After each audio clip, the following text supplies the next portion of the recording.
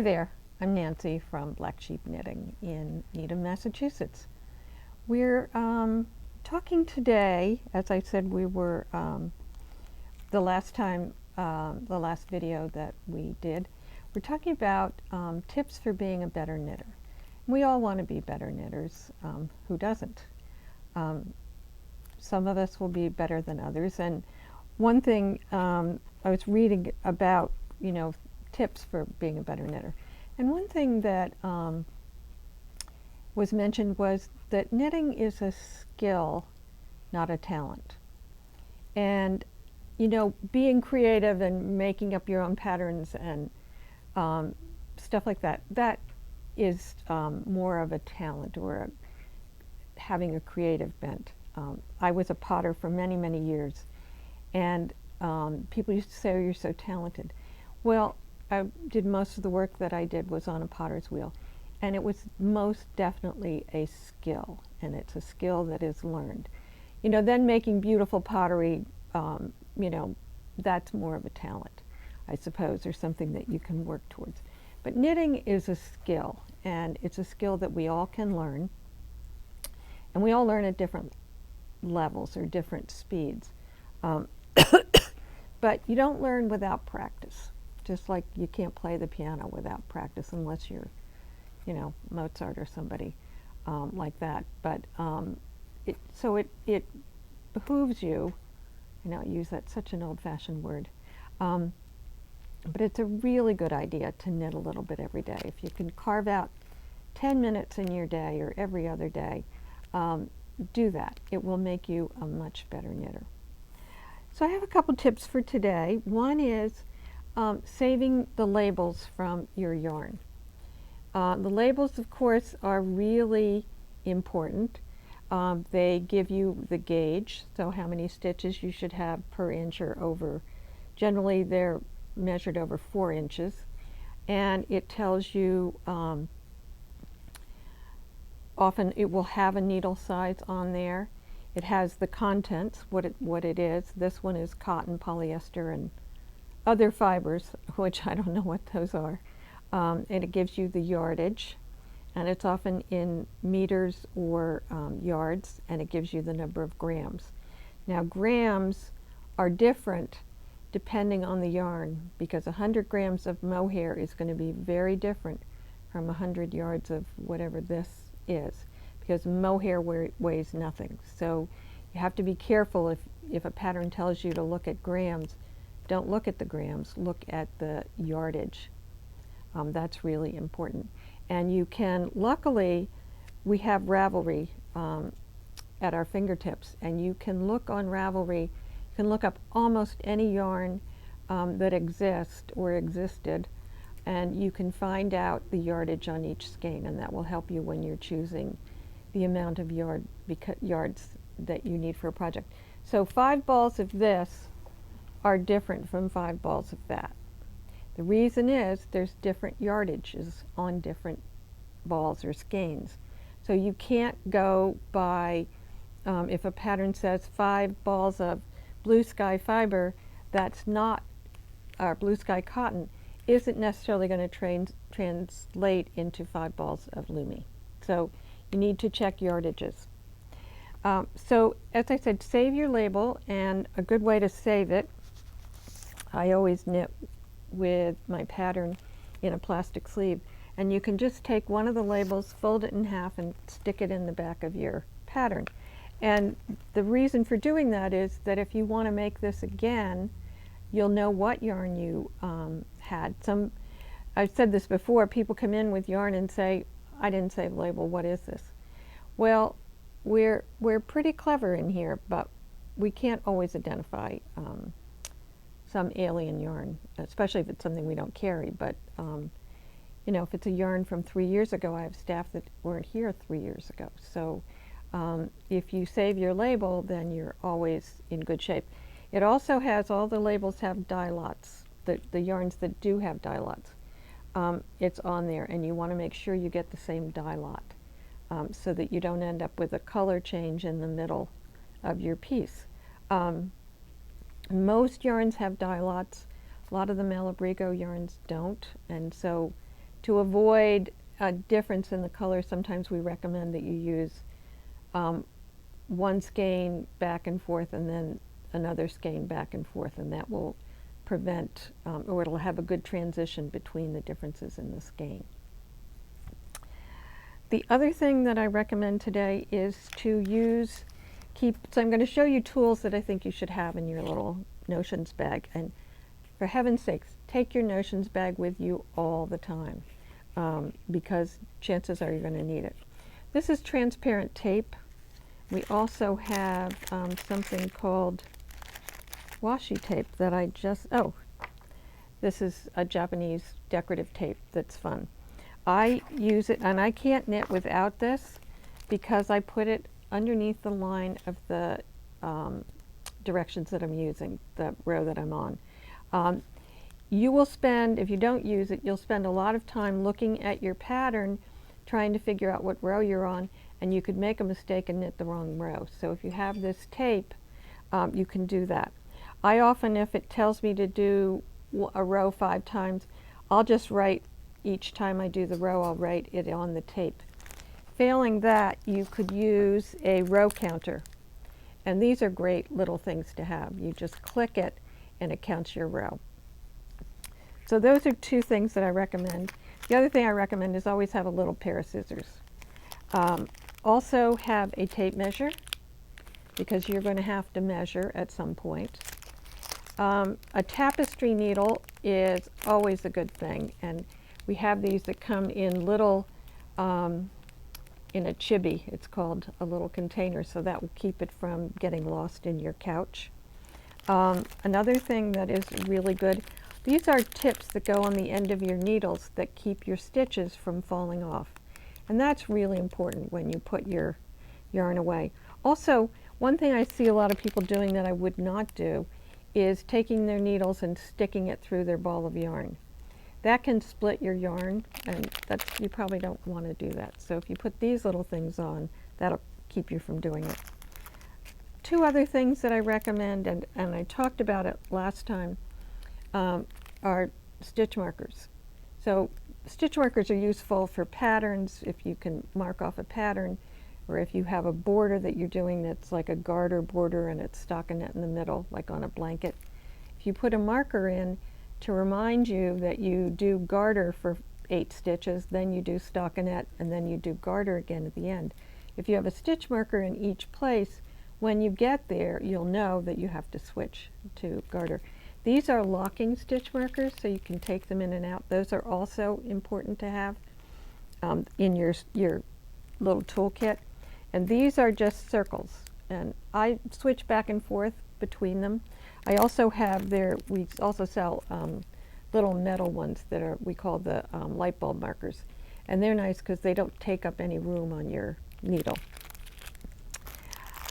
So again, I would have a knitting notebook, maybe a notebook that you have your patterns in, a notebook where you take notes on things you've done.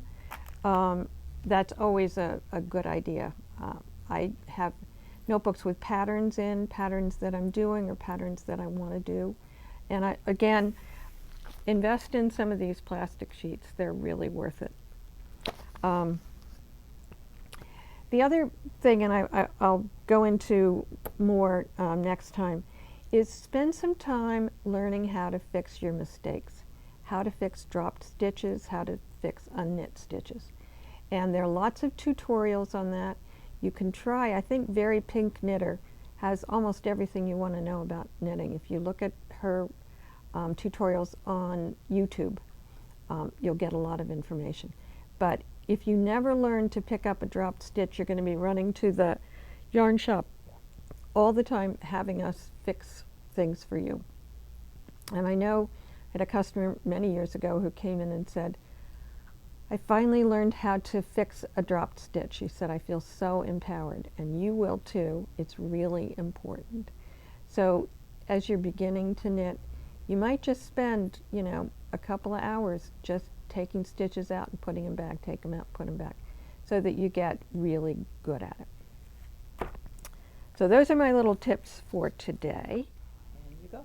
want to just show you something new in the shop. This is a beautiful Casapinka. I think you all know, have heard of Casapinka. Did a pattern for local yarn shop day, and she called it Kitation. So, well, she said it rhymes with citation, so it must be Kitation. So we decided to knit one up, and we did it in the Manos Alegria. And if you want a soft fingering weight yarn, this is the yarn for you. And look at all this wonderful, the stitch patterns. It's just a really pretty shawl, and I think I would wear it probably like, yep, like something like that. Does that look good, Robin? I'm doing this without a mirror, folks, but this is a beautiful shawl for any time of the year. This one I would happily wear out to dinner on a summer evening, just wrapped around my shoulders. So nothing's hard about it. There's some yarn overs and some maybe slipped stitches, different patterns, so you won't get bored if you do this. It's got lots going on, and it's a generous shawl. So I picked out some combinations that I thought would be fun. Let's see. I mixed them all up here. I did. That's okay. So this is Alegria, and honestly, this is such soft yarn. And it's a super wash, so you could use it for socks, but I think it's too special for socks. So these are two really beautiful ones. This is called Quilt. I think it's called Quilt. That's weird. And this is Fern.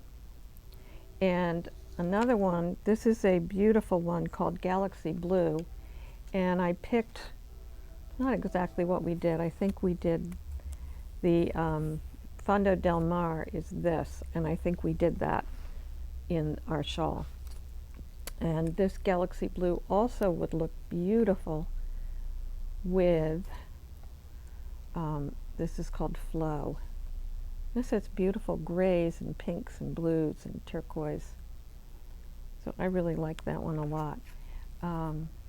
This one, this is one of my favorite colors in their colorways in the Alegria. This is called Peach and Chia, and I think that is so pretty. And then this one is called Petal. Isn't that a beautiful combination? Very pretty. And then another bright summery one. This is from Cowgirl Blues, and this is their proper sock. And this one is called Ruby Grapefruit, and this one is Born in the USA. And I love that Ruby Grapefruit. That just screams summer.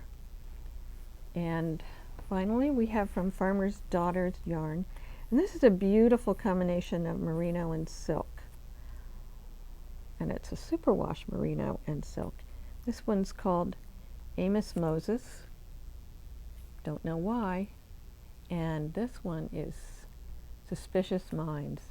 I love the names they come up with. But I think that's beautiful. And the addition of silk in this yarn makes it very drapey. It's just a beautiful, beautiful yarn. So that's a shawl recommendation that's new in the shop. And then I wanted to show you one thing I'm working on, and then I have some pattern recommendations. You might remember that I did the Winslow Tea, and it was in pinks and grays, peachy color, and but I liked knitting that project so much I decided I needed a white top for the summer, so I decided to do it in a solid color. So this is the Sandnes Lina, which is a combination of linen and cotton, I believe, or is it linen and silk? Gosh, I can't remember now, but it's linen and cotton. It's a beautiful, beautiful yarn to knit with. It's knits up, I love the feel of it. I love how it knits. And I think it's really fun to do this in this pattern just with one color. So we have about 10 colors of Lina in the shop. You can look online if you're interested. But I'm really having fun doing this a second time. So I do recommend that. And we have access to lots of colors too in the Lena. So lastly, I wanted to show you, Robin's showing me some really pretty colors that you might enjoy in the Lena. We have, and we have the white. Oh, here are some other really pretty ones.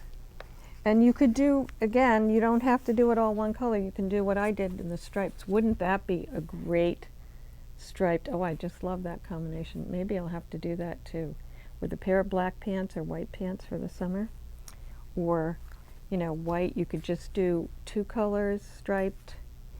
Or here's another 3-color version with the white. Or this. Or these. They're lots of fun. If you love color like I love color, you can have a good time with this yarn. So I wanted to show you some patterns that I found this week that I thought were fun. This one's called White Caps by Yumiko Alexander.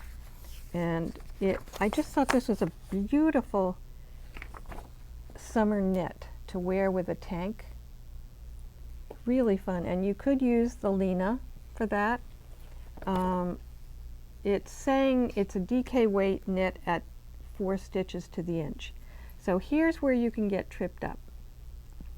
4 stitches to the inch usually says to you it's an Aran weight. But if you look at the pattern, how loosely it's knit, you're knitting a DK weight on a big needle. So you're using a US 9, and it gives you this very loose, lightweight pattern. And I thought of another one that I thought would be fun was the Lumi that I just showed you.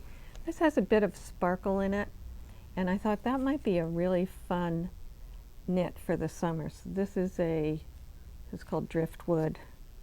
This one's called Beach Rose. We had a lot of people liked this color. It's very pretty for summer. And then this one's called Atlantic Blue. So those are some ideas for that pattern. So again, this is called White Caps. Then I picked another one that I liked a lot. And this would be a quick knit. This is by a woman I've just discovered her patterns, Irene Lynn. And I really like them. And this is just a real, it looks like it's crocheted, but it's not. And again, this is, they're using a worsted weight, getting 21 stitches. I'd fool around with that, 21 stitches over 4 inches. I'd fool around with that gauge a little bit, which I think this top allows you to do that. So I thought that would be a lot of fun. And some of the yarns I picked for that are, the yarn that I did pick is the Blue Sky Organic Cotton. So these are some of the colors that you could use. So that's I think would be a fun, quick knit. And I found one other that I thought was, this is another designer. She's got a fun podcast, Veronica Lindberg. And I really enjoyed watching her. And this is, I think she's from Finland, if I'm not mistaken. And this is called the Lola Top. And I thought this was just a great summer top. And it's done in, again, she's using 2 yarns held together. But I'm recommending the Blue Sky Organic Cotton. So here are some combinations I came up with. The white with this pink, white with pumpkin, and white with, this is called raspberry, and another one white with periwinkle, and whoops, we have a dog here, white with bluefin. So anyway, I think this is a simple summer top. I think Most all of us could do this pretty easily and pretty quickly. So those are some recommendations. Things are a little quiet here in the shop, but we may come up with one idea I had, and maybe you can respond to this and tell us if you like the idea. I was thinking about having a Fix-It Fridays. Years ago we had Find Out Fridays, and I was thinking, what if we had Fix-It Fridays, where you could come in and spend some time with one of us fixing your problems, or looking for advice on a pattern. Just come in and get some help, and of course it would be free, and we would probably do it from 3 to 5 on a Saturday. So stay tuned, that may happen. So I hope you all have a great week of knitting.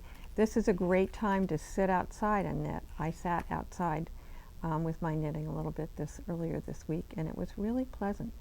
Sit under a tree, sit at the beach under an umbrella. I take my knitting in a plastic bag with me, and I often put a towel over my lap because if I have sunscreen on, I don't want that on my knitting. But I love to sit by the ocean under an umbrella and knit. It's a lot of fun. So try it. We'll see you next time. Take care. Bye.